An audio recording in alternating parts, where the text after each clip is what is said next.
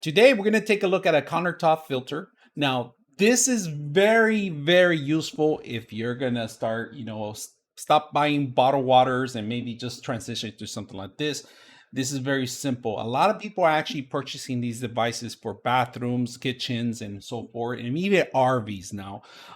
There's a lot of chemicals in our drinking waters. There's a lot of particles in our drinking waters. There's even found plastics in our water. So now you want to avoid stuff like that, and that's why people are buying bottled water. This is a great option for those that want to work on a smaller scale instead of modifying your plumbing, other stuff. It's very simple.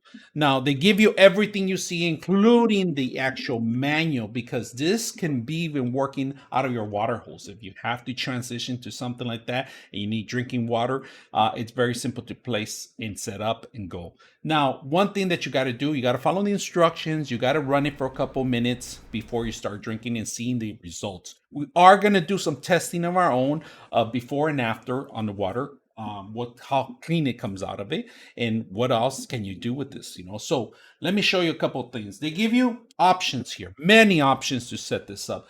You could thread this in if any faucet that's compatible with it. If not, they give you another option, another different adapter here. On top of that, they give you more adapters. If you guys can see that, there's multiple ones in there that actually come off and they could keep grabbing. So if you don't have a faucet or a place that has an adapter, you can create it with this actually setup. Then you tighten it up with just a regular flat screw, a flat head, and pretty much set it go. So we're gonna do a testing before and after. I'm gonna set this up, see how well it works. So let's go ahead and do that. All right, I just want to show you guys some of the problems we have with calcium growing out of here. And not only that, it's coming out of the actual tips too. So these are particles that when you're washing your teeth, you're gonna get those things in here.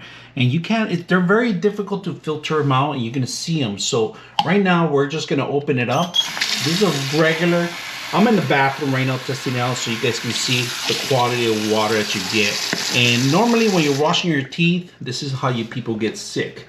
They don't know that they probably contracted a bacteria or something is floating in your water. So this is faucet water from the actual bathroom. We're gonna test it out right here. And we do have a water meter here. So we're gonna turn it on. I'm gonna see the quality of it right now. And if you guys can see it, it's zeroed out. There's really nothing on it. Just put it, not calories. There it goes. So we're gonna put it in the water and see what it is. What are we looking at? Right now, it's at 7.7. All right, when it comes to this bathroom one, you pretty much just, these we have actually taken this off already and clean it out. You got to replace these once in a while because they do get particles. And if you guys know, I'm going to show you guys some of the dirt and plastics that it captures in here.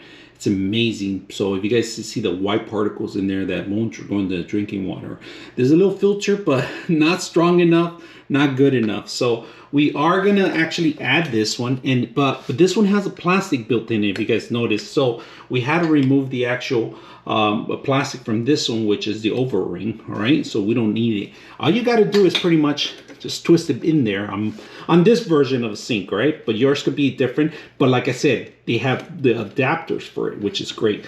So let's go ahead and set this up properly. There we go. We got it going, and then we're gonna run it for a couple minutes.